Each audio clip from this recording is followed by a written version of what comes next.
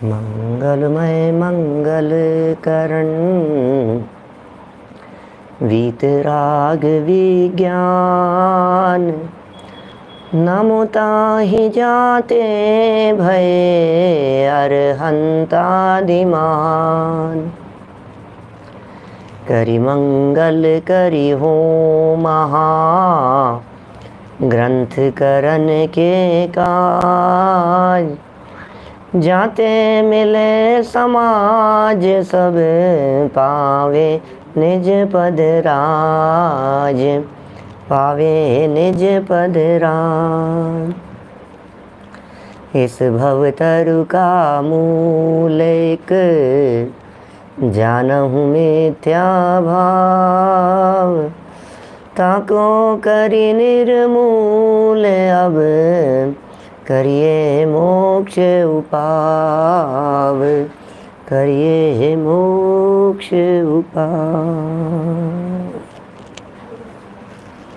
मोक्ष मार्ग प्रकाशक नामक ये ग्रंथ है। पंडित प्रवर टोडरमल जी साहब की अनुपम रचना और निश्चयवासी जीवों की भूल बताते हुए यहाँ कई तरह की बातें कह दी थी। फिर व्यवहाराभासियों की चर्चा प्रारंभ की और उसे 4 भागों के अंदर बांट दिया। उनमें भी कुल अपेक्षा धर्मधारक व्यवहाराभासियों की चर्चा हुई। परीक्षा रहित आज्ञानुसारी धर्मधारक व्यवहाराभासियों की चर्चा चल रही थी। धर्म तो करते हैं लेकिन जिनवाणी की आज्ञा है, इसलिए शास्त्र में लिखा है वैसा मान लेना।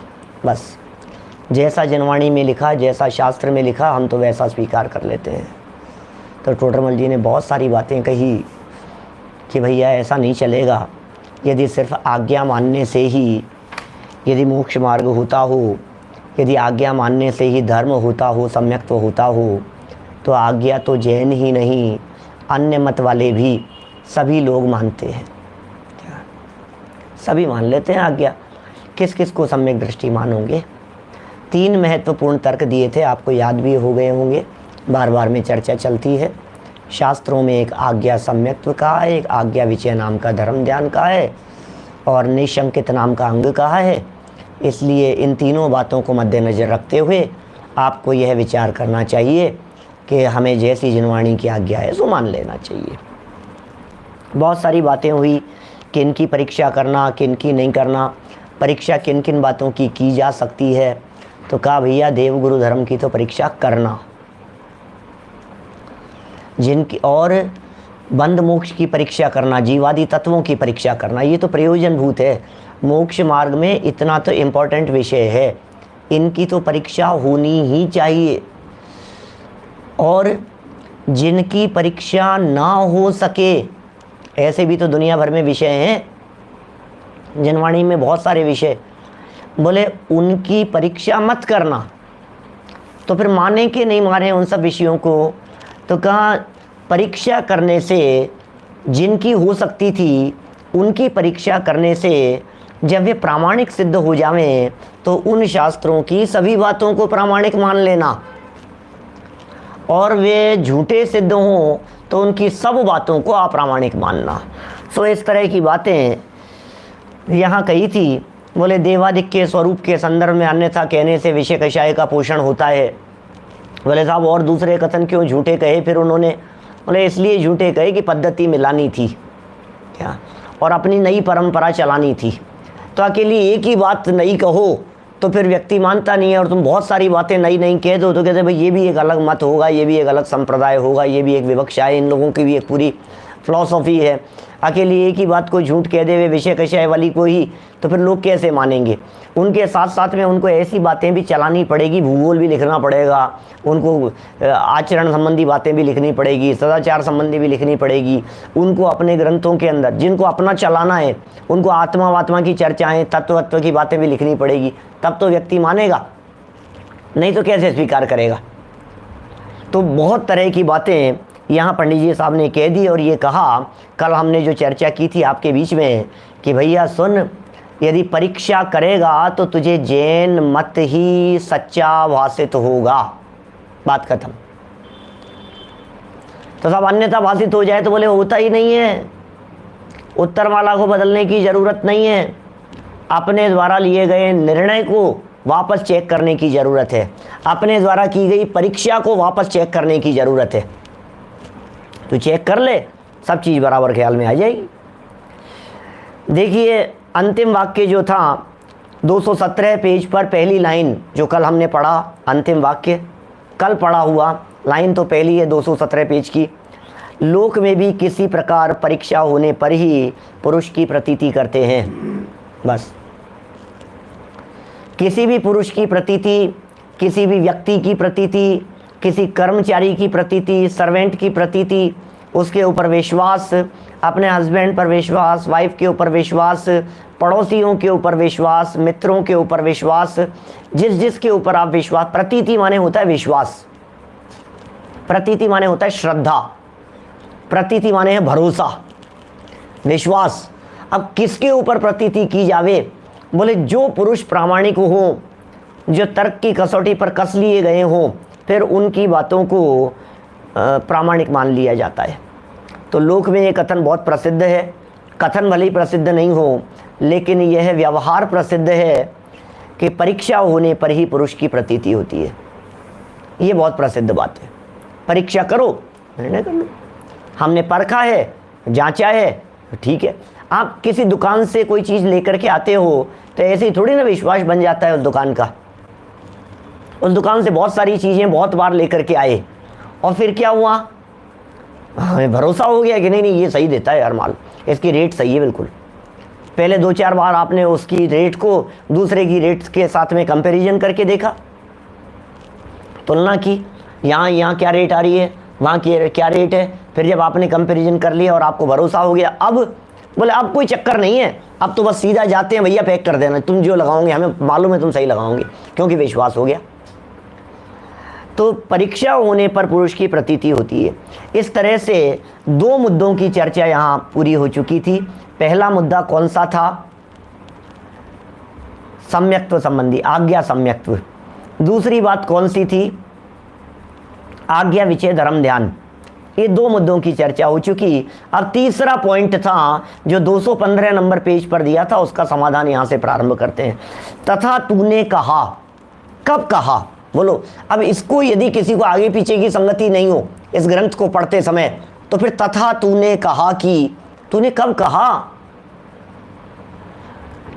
जब टोडरमल जी नई बात कहते हैं, ध्यान देना मैं शैली बतला रहा हूं पंडित जी की, जब पंडित जी नई बात कहते हैं तब तो कहेंगे तू ऐसा कहता है, तू ऐसा कहेगा, कहता है और कहेगा, ये बात तो बिल्कुल नई बात लिख रहे होंगे।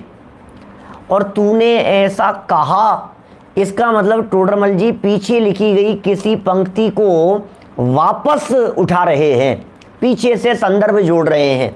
तूने ऐसा कहा। अब हमें देखना पड़ेगा कब कहा इसने, शिष्य ने कहाँ कहा इस शिष्य ने? तो 215 नंबर पेज पर कहा था शिष्य ने, जब ये प्रकरण उठाया था कि साहब शंका करना तो नहीं है, निशंकित नाम का अंग का है। 215 पेज पर बीच में लाइन है, बिल्कुल बीच वाली लाइन है 215 नंबर पेज की। क्या लाइन है? वह निशंकित अंग में जिन वचन में संशय का निषेध किया है सो किस प्रकार?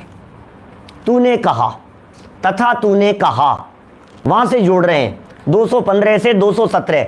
215 की लाइन यदि आपको पता नहीं होगी तो 217 की लाइन का संदर्भ नहीं जुड़ पाएगा। तूने कहा जिन वचन में संशय करने से सम्यक्त्व के शंका नामक दोष होता है।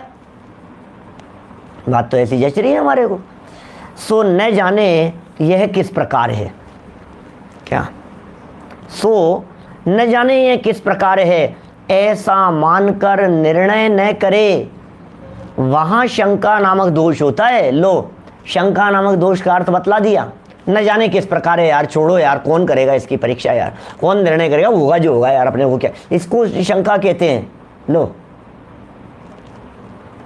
होगा जो होगा, विचार नहीं कर रहा है, निर्णय नहीं कर रहा है, परीक्षा नहीं कर रहा है, ये कह रहे हैं उसमें सम्यक्त्व का दोष लगता है, वो शंका नामक दोष है। तथा यदि निर्णय करने का विचार करते ही सम्यक्त्व में दोष लगता हो, अब कोई किस गलत फहमी में हो यार, निर्णय करने का प्रयास कर रहे हैं हम ये कि ये तो शंका नामक दोष लगता है क्या है?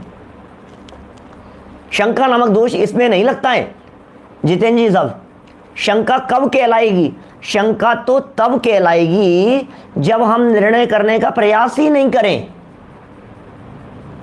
वस्तु खरीदते समय ये अच्छी है या ये अच्छी है, इसके बारे में जो निर्णय किया जा रहा है, ये अच्छी है या ये अच्छी है, ये निर्णय तो हर व्यक्ति करेगा और करना भी चाहिए कि नहीं नहीं साहब आप क्यों निर्णय कर रहे हो, आप दो जगह क्यों देख रहे हो साहब, आप तो शंका करते रहे। शंका नहीं कर रहे हैं, हम पक्का कर रहे हैं। देखो जिस व्यक्ति के चित्त में बेईमानी होती है ना, जिस दुकानदार के चित्त में, वो व्यक्ति ये कहेगा अरे यार आप दूसरी जगह क्यों जा रहे हो, आपको भरोसा नहीं है क्या मेरे ऊपर, वो ऐसी बात कहेगा। और जिस व्यक्ति में ईमानदारी है वो कहेगा भाई साहब 4 दुकान देख करके आओ, वापस लौट करके आप यहीं आओगे क्योंकि यहीं आपको ये रेट मिल सकती है। बोलो अब दोनों में फर्क समझ में आया? बेईमान व्यक्ति ये कह रहा है नहीं नहीं कहीं मत जाना, कहीं मत जाना, यही सच्चा है, तुम दूसरी जगह जाओ ही मत। और जो ईमानदार है, जिन मत क्या कहता है, मानतुंगाचार्य क्या कहते हैं वक्तामर स्तोत्र में, दृष्ट्वा भवंत मणि में, नहीं क्या कहते हैं, ओ दृष्ट्वा भवंत नहीं, वो जो चर्चा उन्होंने की है मानतुंगाचार्य देव ने, जिसमें उन्होंने ये लिखा है मन्येवरम हरिहरादय एव दृष्ट्वा दृष्टेषु येषु हृदयम त्वयि तोषमेति। ये क्या कह रहे हो भाई साहब, बोलो। मन्येवरम हरिहरादय एव, क्या बात कर रहे हो यार मानतुंगाचार्य देव, मैं बहुत अच्छा मानता हूं कि मैंने हरि को देख लिया, हर को देख लिया, महादेव जी को देख लिया, शंकर जी को देख लिया है, सारे जगत के देवी देवताओं को देख लिया। जगत के देव सब देखे, कोई रागी कोई द्वेषी, किसी के हाथ आयुध है, किसी को नार भाती है। क्या सोचो जरा, मतलब मानतुंगाचार्य देव भी कितनी गजब की बात कह रहे हैं। मानतुंगाचार्य तो बहुत पहले हुए हैं भक्तामर स्तोत्र लिखते समय, टोडरमल जी तो बहुत बाद में हुए हैं उनके। तो क्या लिख रहे हैं, मन्येवरम हरिहरादय एव दृष्टा दृष्टेषु येषु हृदयम त्वयि तोषमेति। क्या कह रहे हो भाई साहब, बहुत अच्छा हुआ कि मैंने उनको पहले देख लिया। उनको देखना अच्छा कह रहे हो कि हाँ, और देखना हो तो तुम सब देख आओ, सारे जगत में घुमाओ, सारे जगत के देवी देवताओं की शरण में जाओ, जहाँ जहाँ तुम्हें जाना है जा करके आ जाओ। लेकिन हमें पता है जब तुम आकर के जिनेंद्र देव को देखोगे तब क्या कहोगे, फिर ये कहोगे दृष्टा भवंत मणिमेष विलोकनीयम, कि भाई साहब हे जिनेंद्र देव, आपका रूप, आपका स्वरूप, आपका सौंदर्य ऐसा दिखाई देता है कि निगाह नहीं हटती चेहरे से। बोलो, फिर ऐसा स्वरूप दिखेगा। तो अच्छी बात तो ये है ना, आप देख लो भाई साहब, आप निर्णय करो। निर्णय करने के लिए मना कर रहा है, परीक्षा के लिए मना कर रहा है, विचार करने के लिए मना कर रहा है, इसका मतलब कहीं ना कहीं भीतर में खोट है, कहीं ना कहीं तुझे घबराहट है ये पार्टी चले नहीं जाए, ये दूसरे के पास में नहीं चला जाए। यहाँ क्या कह रहे हैं बोलो, टोडरमल जी साहब ने क्या कहा, भाई साहब यदि निर्णय करने का विचार करते ही सम्यक्त्व में दोष लगता हो तो हम तुम्हारे सामने एक आगम प्रमाण प्रस्तुत कर रहे हैं। क्या? अष्ट सहस्त्री में, मालूम है अष्ट सहस्त्री आचार्य विद्यानंदी की लिखी हुई है।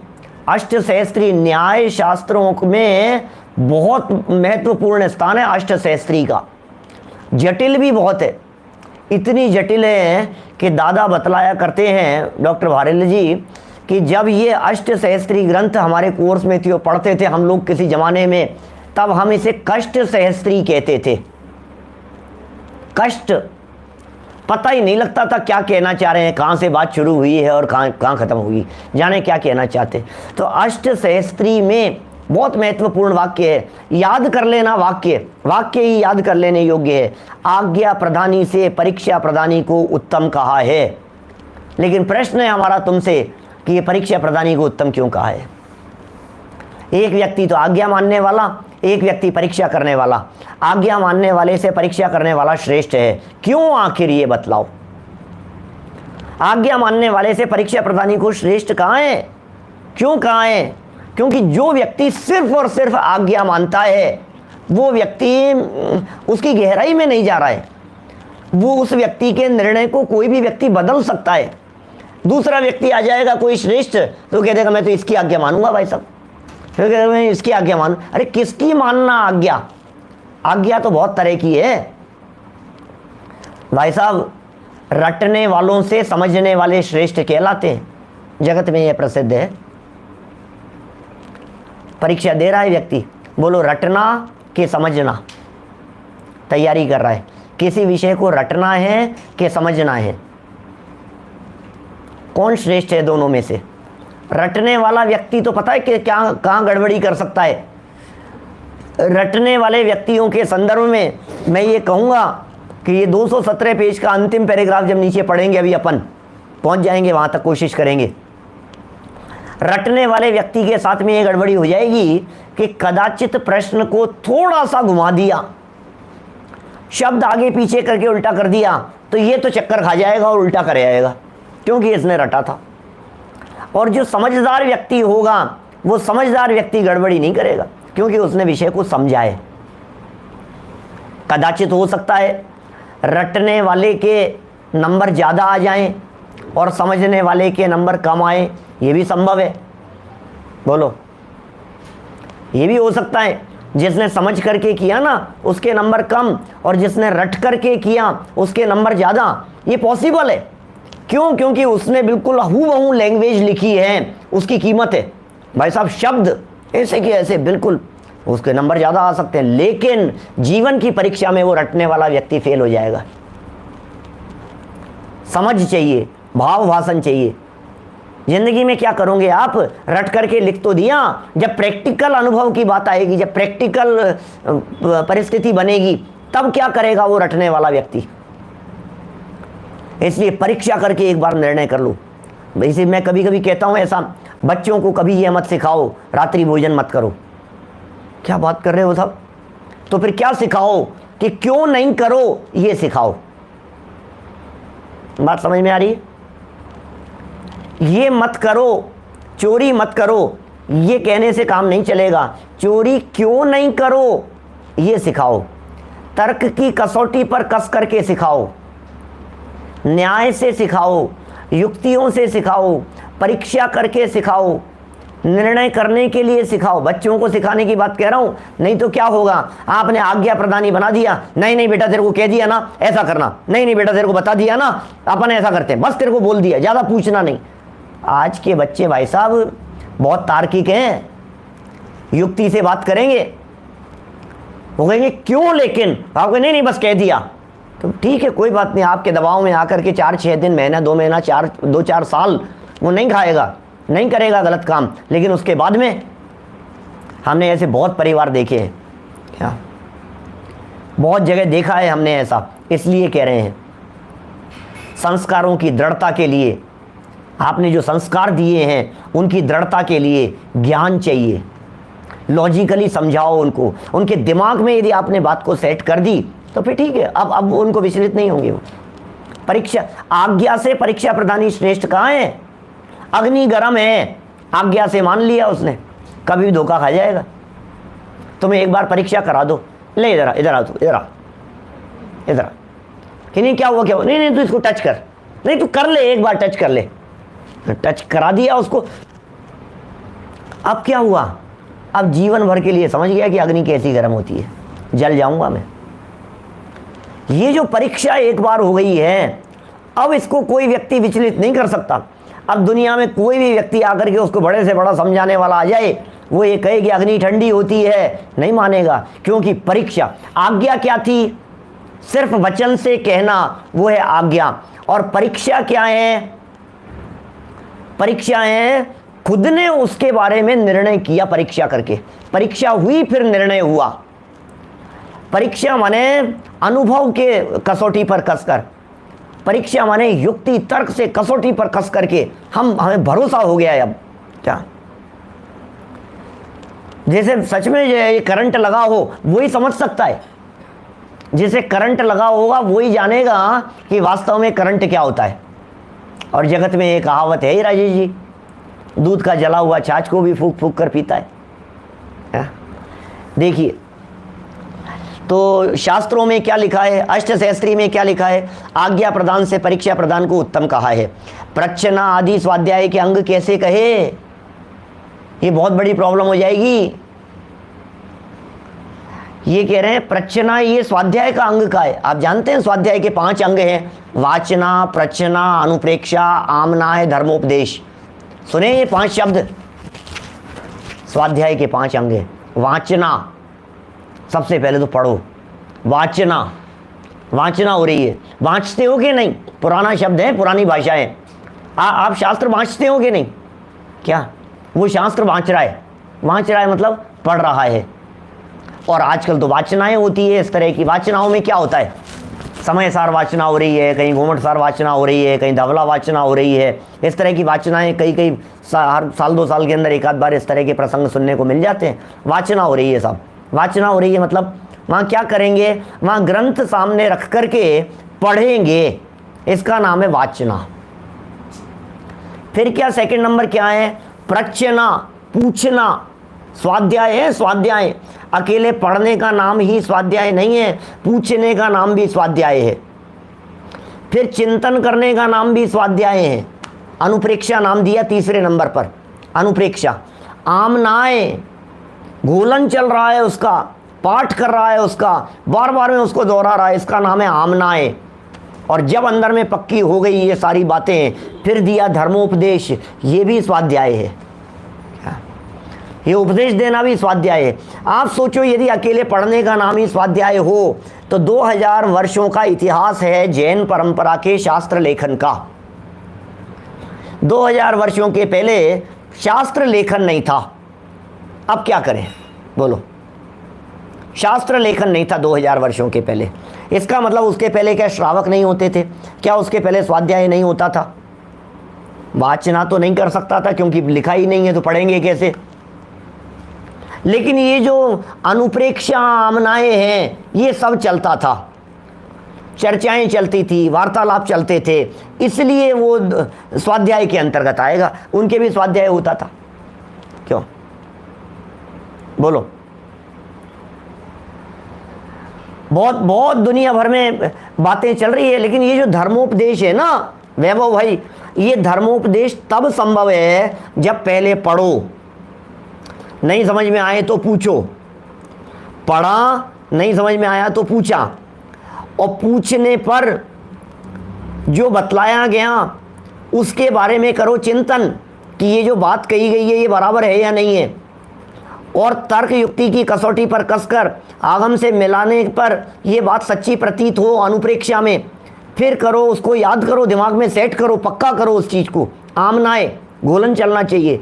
ये 4 कसौटी से कसकर जब आपकी बुद्धि आगे बढ़ जाए, क्या तब जाकर के धर्मोपदेश देने का अधिकारी है। कौन व्यक्ति धर्मोपदेश देवे और किससे धर्मोपदेश सुने? हम बोलो। हर व्यक्ति धर्मोपदेश दे रहा है, हर व्यक्ति उपदेश देने को तैयार है। जैसे जो उपदेश दे रहा है, जिसके जो समझ में आ रही है, ऐसे ऐसे लोग मिल जाते हैं, वो ये कहते हैं अरे पंडित जी सब बराबर है, सब कोई सब धर्म बराबर है, सब एक जैसे हैं। ऐसे लोग भी मिल जाते हैं। भैया तुमने शास्त्र पढ़ नहीं? शास्त्र तो नहीं पढ़े, लेकिन मैं बता रहा हूँ धर्म क्या होता है। अरे यार क्या बात कर रहे हैं? कभी तुमने किसी बात का निर्णय कुछ नहीं, मैं बता रहा हूँ ना आपको, यही सच्ची बात है, मैं बता रहा हूँ आपको, ऐसा ही है।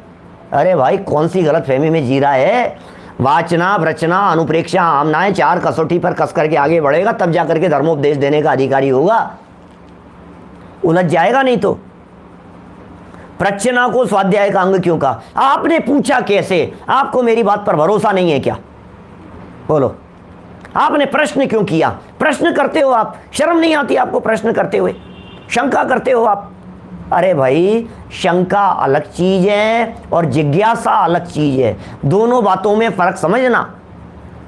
शंका दोष कहा है, जिज्ञासा दोष नहीं कहा है। जो शंका सम्यक दृष्टि जीव भी कर सकता है, उस शंका को जिज्ञासा समझ लेना। समझने के लिए पूछ लिया गया। बोलो बुरीचा जी, है कि नहीं ऐसा? हमें कोई बात समझ में नहीं आई तो हमने क्या किया? पूछ लिया, उसमें क्या हो गया? लेकिन इसलिए नहीं प्रश्न चिन्ह खड़ा कर दें। ऐसा प्रश्न पूछा, सामने वाले की धज्जियां उड़ा दी। क्या ऐसा प्रश्न पूछा, वो भी चुप हो गया, उसकी बोलती बंद कर दी। हमने ऐसा प्रश्न पूछा तो तुमने बोलती बंद करने के लिए पूछा था। मालूम है, ऐसी बुद्धि और ऐसा आचरण, ऐसी सोच रखने वाले व्यक्ति को परस्त्री सेवन का पाप बतलाया है नाटक समय सार में। पर नारी संग कहकर के पुकारा है उसे, पर नारी संग कहकर के पुकारा है। नाटक समय सार बनारसी दास जी कह रहे हैं पर नारी संग। बोले क्या होता है? बोले पर बुद्धि को परख ही वो। यदि आप दूसरे की बुद्धि को परखने के लिए, पर नारी संग पर बुद्धि को परख ही वो, यदि आप वक्ता को परखने के लिए, झूठा सिद्ध करने के लिए, देखते हैं क्या जवाब देंगे, ये सोचने के लिए यदि आप पूछते हो, तो इसका मतलब आप सूक्ष्म भाव सप्त व्यसनों की बात है, अंतरंग सप्त व्यसनों की बात, ऐसी खोटी बुद्धि कही है। बोलो, तो फिर क्या करना? जो बात समझ में नहीं आए उसे विनम्र भाव से पूछना कि साहब हमें ये समझ में नहीं आ रहा है। वैज्ञानिक लोग तो ये कहते हैं कि सूर्य स्थिर है और पृथ्वी घूम रही है, और आपने आज ये बतला दिया कि मेरु प्रदक्षिणा नित्य गति नृलोके, कि ये जो सूर्य चंद्र आदि जो ग्रह नक्षत्र तारे हैं, तत्वार सूत्र का सूत्र है, उमा स्वामी आचार्य कह रहे हैं मेरु की प्रदक्षिणा दे रहे हैं। सूर्य चंद्रमसो ग्रह नक्षत्र प्रकीर्ण तारकाश्च मेरु प्रदक्षिणा नित्य गति नृलोके तत्कृत है काल विभाग है बहिर्वस्थिता। ये तत्वार सूत्र चौथे अध्याय का सूत्र है ना ये सब। तो यार ये आप जो बात कह रहे हो, ये बात मुझे समझ में नहीं आ रही। कि कोई बात नहीं, समझ में नहीं आ रही है ना, आएगी समझ में, भरोसा रख, हम समझा रहे हैं, हम समझाने का प्रयत्न करते हैं। बोलो, ऐसे जिज्ञासा भाव से आपको जो जचे कि यार भी आलू में जीव पंडित समझ में नहीं आ रहे हैं, क्या बतलाओ। अब आप क्या कर सकते हो? बोलो, समझ में नहीं आ रही, ये बात को जच नहीं रही हमारे को। कोई बात नहीं, हम जचाएंगे आपको। आप चिंता क्यों कर रहे हो?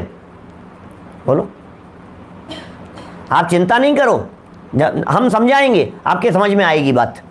क्या बात कर रहे हो आप समझा दोगे, आलू में जीव सिद्ध कर दोगे?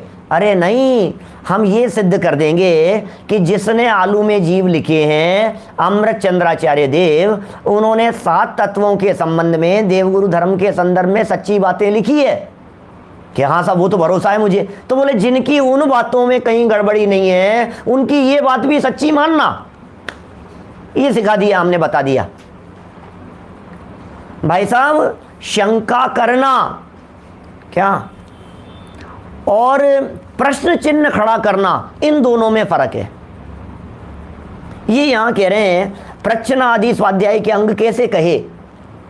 प्रमाण नए से पदार्थों का निर्णय करने का उपदेश किस लिए दिया? ये उपदेश किस लिए दिया है? प्रमाण से निर्णय करो, नए से निर्णय करो, युक्ति से देखो, लक्षण देखो, लक्षणाभास कहीं गड़बड़ नहीं हो जाए। शास्त्रों में लिखी है ये सारी बातें। इसलिए परीक्षा करके आज्ञा मानना योग्य है। परीक्षा करो, आज्ञा मानो। देखो आगे, तथा कितने ही पापी पुरुषों ने अपने कल्पित कथन किए हैं। बहुत मिलेंगे ऐसे पापी पुरुष जिन्होंने काल्पनिक कथन कर दिए हैं और उन्हें जिन वचन ठहराया है। उन्हें जैन मत के शास्त्र जानकर प्रमाण नहीं करना। ऐसा मत समझ लेना कि ये जैन मत के शास्त्र हो गए हैं, प्रामाणिक मत मान लेना। अगला वाक्य पढ़ो पूरा, नीचे तक मैं दो पैराग्राफ पढ़ता हूं ये, क्योंकि बात नीचे है उसको और खोला है। वहां भी प्रमाण आदि से परीक्षा करके नाम लिख दिया महावीर भगवान का, नाम लिख दिया किसी बड़े आचार्य का। ये कह रहे हैं प्रमाण आदि से, प्रमाण से, नए से, लक्षण से, ठीक है ना, इनसे परीक्षा करके वे परस्पर शास्त्रों से विधि मिलाकर, क्या गजब बात कह रहे हैं।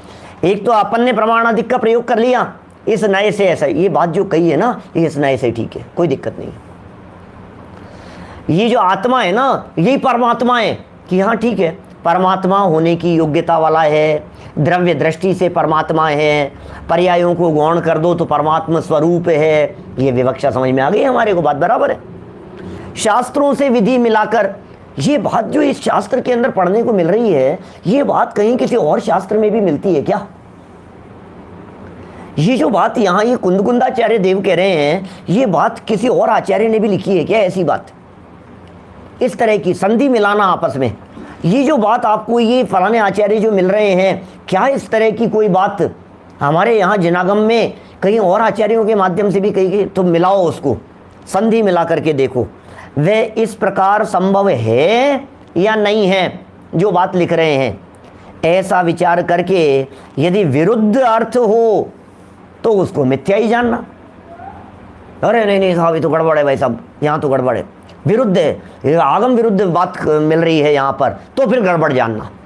बोलो, यदि प्रमाण विरुद्ध दिख रही है, पूर्वाचार्यों की परंपरा से मेल नहीं खा रही है। अब देखो, प्राचीनता प्रामाणिकता का आधार नहीं है, ये वाक्य मैंने एक दिन कहा था आपसे। ये नहीं साहब 300 साल पहले की लिखी हुई है, नहीं नहीं साहब 700 वर्ष पहले की लिखी हुई है।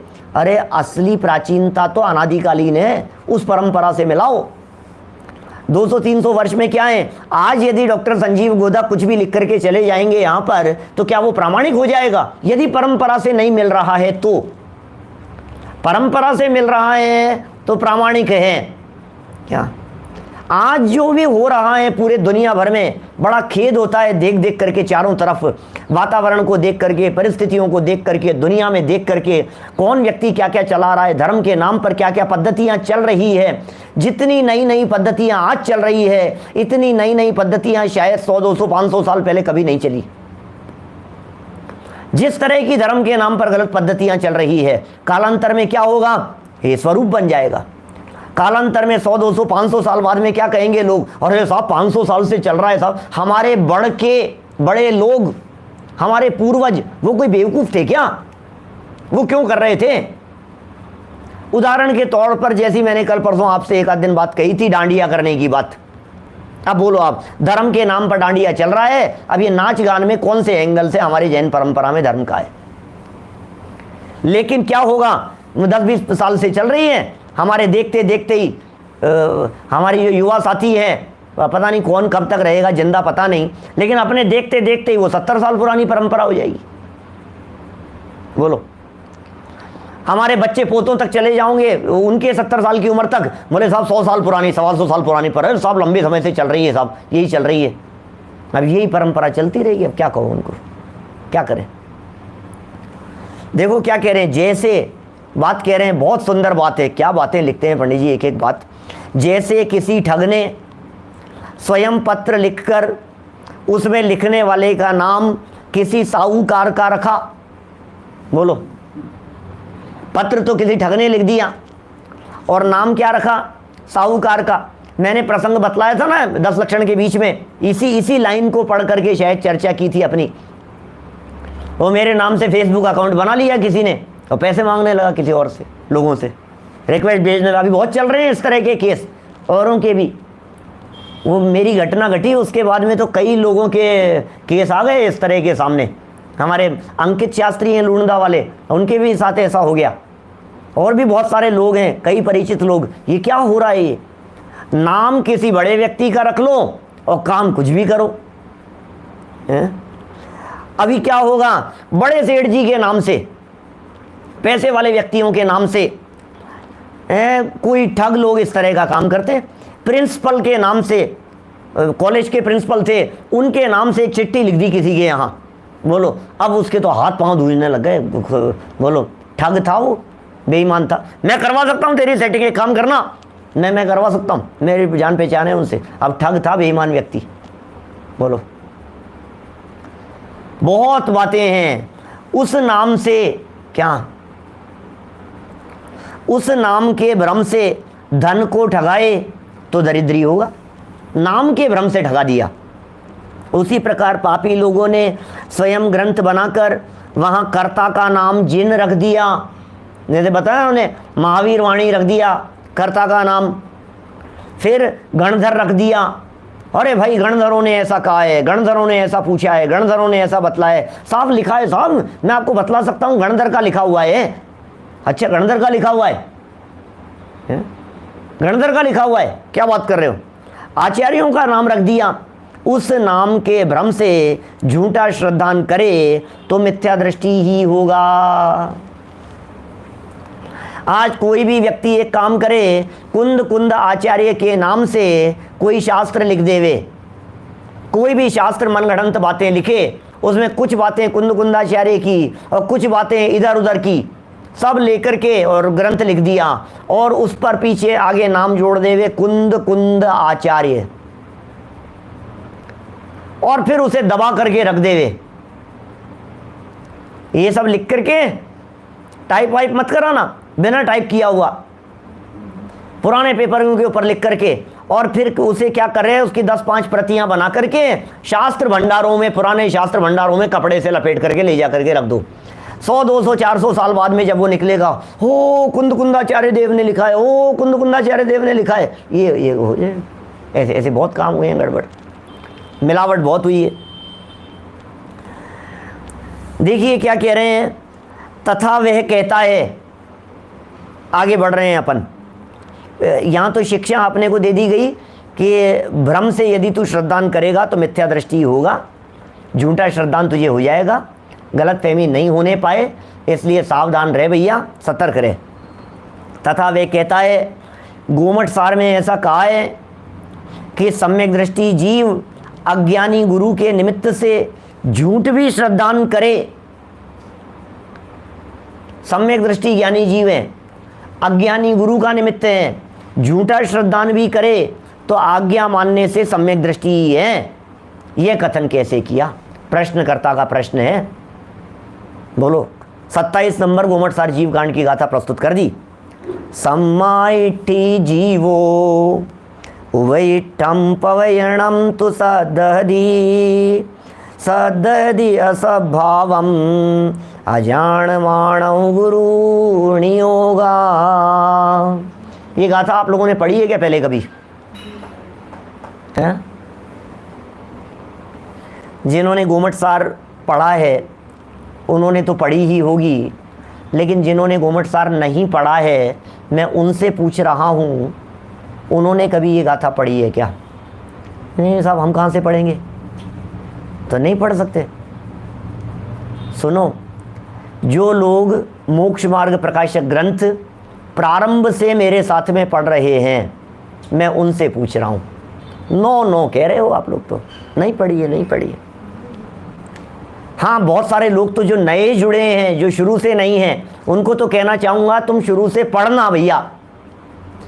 मोक्ष मार्ग प्रकाशक ग्रंथ लाइन टू लाइन पहले नंबर प्रवचन से पूरा बराबर सुनना बहुत जरूरी है। बीच में जुड़ गए, कभी कोई सुन लिया, कभी कुछ सुन लिया, इससे पार पड़ने वाली नहीं है। ग्रंथ का आद्योपांत स्वाध्याय चाहिए। अब मैं बतला रहा हूं आपको, क्या बता रहा हूं, पेज नंबर 13 है यही ग्रंथ, मोक्ष मार्ग प्रकाशक ग्रंथ। 13 नंबर पेज निकालो, क्या लिखा है बोलो। गाथा ही दिख गई क्या आपको लिखी हुई 13 नंबर पेज पर? मिल गई गाथा? हाँ, आपने पढ़ी थी क्या? हाँ, पढ़ी तो थी। आगे पाठ और पीछे सपाट, यही गाथा है, पढ़ी है। अब मिल गया आप सबको, इसमें ही पढ़ी है, इसी ग्रंथ में पढ़ी है। वहां टोडरमल जी ने ये कहा था, 13 नंबर पेज पर जो चर्चा चली थी उसमें प्रसंग दूसरा था। उसमें तो टोडरमल जी ने कहा था कि सम्यक दृष्टि ज्ञानी जीव है और कोई बात नहीं, कदाचित ऐसा भी हो जाए तो चलेगा, सम्यक दर्शन उसका बना रहेगा। लेकिन पता है कौन सी बातों के संदर्भ में कहा था? वही भूगोल संबंधी बातों के संदर्भ में, करणानुयोग संबंधी इधर उधर की बातें हो, मान लो कुछ भी, हमने पढ़ी है, देखी है। किसी ने कह दिया सम्यक दृष्टि ज्ञानी जीव है, और किसी ने उससे कहा कि अच्छा सुनो, किसी अज्ञानी गुरु ने ये कह दिया, किसी अज्ञानी गुरु ने इस प्रकार की बात कह दी किसी सम्यक दृष्टि ज्ञानी जीव को, नादान अज्ञानी व्यक्ति था। आपको पता है ये जो सूर्य होते हैं ना, ये सूर्य कितने होते हैं? बोले 70 होते हैं। अच्छा बोलो 70 होते हैं, ठीक है होते होंगे। अब सम्यक दृष्टि जीव ने मान लिया उसको, तो मान लिया तो क्या वो मिथ्या दृष्टि हो जाएगा क्या? माने जिस बात को कहा गया है उस बात को जैसे कि तैसे मान लिया क्या, तो अब मिथ्या दृष्टि नहीं हो जाएगा? क्योंकि वे कौन सी बातें हैं? अब ये अज्ञानी गुरु है, ग्रहित मिथ्या दृष्टि गुरु है, कोई बात कह दी, हाँ ठीक है भाई हो सकता है, मुझे नहीं पता, हो सकता है, मान लिया मैंने, श्रद्धा, हाँ हो सकता है, मान लिया। तो टोडरमल जी ने ये बात 13 नंबर पेज पर लिखी, इससे कोई मिथ्या दृष्टि नहीं हो जाता। इस बात को सिद्ध करने के लिए 13 नंबर पेज पर लिखी थी ये गाथा। और यहाँ जो 217 नंबर पेज पर इसी गाथा को कोट किया है, यहाँ शंकाकार के मुंह में रख दिया। यहां शंकाकार के मुंह में रख दिया। बोलो क्या रख दिया शंकाकार के मुंह में?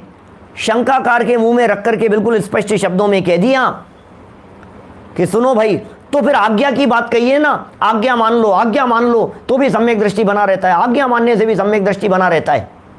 ओ भाई साहब क्या कह रहे हैं आप? सुनो जरा, आज्ञा मानने पर सम्यक्त्व की चर्चा की है, घूमट सार में की है, लेकिन वहाँ कौन सी आज्ञा को मानने की बात कही है? बहुत महत्वपूर्ण बात सुनो, जो प्रत्यक्ष अनुमान आदि गोचर नहीं है उनको आज्ञा से मानना, ठीक है ना? जमी कंद में अनंत जीव हैं, इसे आज्ञा से मानना, क्योंकि प्रत्यक्ष गोचर नहीं है, अनुमान गोचर नहीं है, मान लेना आज्ञा से। और सूक्ष्म पने का जिनका निर्णय नहीं हो सकता, निर्णय ही नहीं हो सकता भाई साहब इस बात का, तो मैं क्या करूं? उनकी अपेक्षा यह कथन है, इनकी अपेक्षा से यह कथन है, सूक्ष्म बातें हैं, इनका निर्णय हो नहीं सकता है, इसलिए ठीक है जैसी आज्ञा है मान लिया। करणानुयोग की बातें, प्रथमानुयोग की बातें हैं, ऐसा हुआ था, ठीक है साहब मान लिया हमने। इतने रत्न बरसे थे कि ठीक है मान लिया। अब कौन गिनेगा कितने रत्न बरसे थे? बोलो। चरणानुयोग की बातें हैं, करणानुयोग की बातें हैं, प्रथमानुयोग की बातें हैं, इन 3 अनुयोगों की बातों में मुख्य रीति से आज्ञा प्रदानी कहा गया है। परंतु मूलभूत देव गुरु धर्मादिक तथा तत्वादिक का अन्यथा श्रद्धान होने पर तो सर्वथा सम्यक्त्व रहता नहीं है, यह निश्चय करना। यह मूलभूत विषय है। टोडरमल जी ने कितनी जगह पर यह बातें कही है। 13 नंबर पेज जो अभी कहा ना, वहां भी देखना, वहां भी ये बात लिखी। अभी 2 दिन पहले जो अपन ने चर्चा की थी, किन का निर्णय करना है, किन की परीक्षा करनी है, 216 नंबर पेज का समाधान, ऊपर से 6ठी 7वीं लाइन, 7वीं लाइन, मोक्ष मार्ग में देव गुरु धर्म जीवादिक तत्व बंध मोक्ष मार्ग है, प्रयोजन भूत है, इनकी परीक्षा करना, ये प्रयोजन भूत है। आगे चल करके फिर कहेंगे यही प्रयोजन भूत है। 192 नंबर पेज का बतलाया देवगुरु धर्म तो यही प्रयोजन भूत है, इनमें अन्यथा होने से सर्वधर्म बिगड़ जाता है, इनकी परीक्षा करना। यहां फिर कह रहे हैं 217 नंबर पेज पर, देखो, मूलभूत देवगुरु धर्मादिक तथा तत्वादिक इनका अन्यथा श्रद्धान होने पर तो सर्वथा सम्यक्त्व रहता नहीं ही है, सम्यक्त्व नहीं रहता है, इनमें गड़बड़ हो जाएगी तो यह निश्चय करना। इसलिए बिना परीक्षा किए केवल आज्ञा ही द्वारा तो जैनी है, जो जैनी है उन्हें भी मिथ्या दृष्टि जानना। बिना परीक्षा किए हुए, बोलो, पेज नंबर 78 पर भी है कि परीक्षा करना। 78 पर कौन सा प्रकरण है मालूम आपको? प्रयोजन भूत अप्रयोजन भूत वाला प्रकरण है। कौन प्रयोजन भूत है, कौन अप्रयोजन भूत है, निर्णय करो इन सब बातों का। आपने परीक्षा नहीं की और सिर्फ आज्ञा से स्वीकार कर लिया तो भी मिथ्या दृष्टि है, सिर्फ आज्ञा मानने वाले। कल बतलाया था ना, चर्चा चली थी इस तरह की, आज्ञा मानने का सही अर्थ क्या समझना। आज्ञा मानने का सही अर्थ समझना कि पहले परीक्षा करो, परीक्षा की कसौटी पर कसो, और परीक्षा की कसौटी पर कस करके जब निर्णय पर पहुंच जाओ फिर कहो कि ये जिनदेव की आज्ञा है इसलिए मैं मान रहा हूं। इसका नाम आज्ञा प्रदानी है। परीक्षा करके आज्ञा को मानना, जो व्यक्ति परीक्षा किए बिना आज्ञा को मानता है वो व्यक्ति भी सच्चा आज्ञाकारी नहीं है, क्योंकि वचन का भाव नहीं समझा, वचन का मर्म नहीं समझा, उसको आज्ञाकारी नहीं कहते हैं। आज्ञाकारी जैसे मैंने बताता हूं ना, कई बार ऐसे नए चक्र पढ़ाते समय, अपेक्षा समझाते समय, बच्चा देर से घर आया और माने का चले जा तू तो नालायक, 1 शो और दे के आता। अब बताओ आज्ञा प्रदानी बने कि परीक्षा प्रदानी बने? क्या करे? आज्ञा प्रदानी हो, ठीक है मम्मी आप कह रहे हो 1 शो और देख करके आने के लिए, ठीक है 200 रुपये दे दो, शो दे के आता हूं। नालायक, ज्यादा आज्ञाकारी बन रहा है। आप ही ने तो कहा था, फिर ज्यादा आज्ञा, ज्यादा होशियार है क्या तू? आज्ञाकारी बन रहा है। तुम तो क्या करना था? आप ही तो कह रहे हो, आप ही ने तो कही है बात। अरे भाई परीक्षा करके आज्ञा मानना। परीक्षा कैसी की है कि मम्मी बिना आज्ञा के पिक्चर देखने जाने के लिए निषेध करती है। देर से आया हूं, ये मम्मी के चित्त को बात जच नहीं रही है, मां नाराज है इस बात से। परीक्षा करके निर्णय किया, अब क्या करना? नहीं नहीं नहीं, कह रही है चले जा, और मानना क्या? अब नहीं जाऊंगा। इसका नाम है आज्ञा मानना। चले जा कहने पर भी नहीं जाऊंगा ऐसा कहना, इसका नाम है आज्ञा मानना। परीक्षा पूर्वक आज्ञा मानी जाती है क्या? बिना परीक्षा की आज्ञा नहीं होती है सच्ची। नीचे इतना सुंदर प्रकरण दिया है, कल ही करेंगे चर्चा, पढ़ देता हूं, है ना। बहुत गजब की चर्चाएं हैं। कितने ही परीक्षा करके भी जैनी होते हैं, परंतु मूल परीक्षा नहीं करते।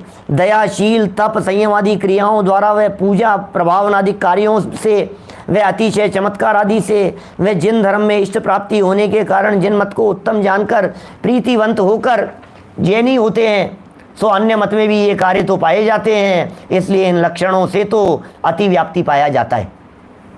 गजब की बातें हैं। इतनी सूक्ष्मता में जाकर के बात कर दी है पंडित जी साहब ने, इतनी गजब की बातें कह दी है। धर्म क्या है? जैन धर्म। बोले साहब उपवास कर लो, ये जैन धर्म है। धोखे में रह जाएगा। कल करेंगे इन बातों की कितनी गहराई से और कितनी सूक्ष्म चर्चाएं आने वाली है, इसका अंदाजा लगाने के लिए मैंने ये पैराग्राफ पढ़ दिया है। कल विशेष बातें गहराई से करेंगे।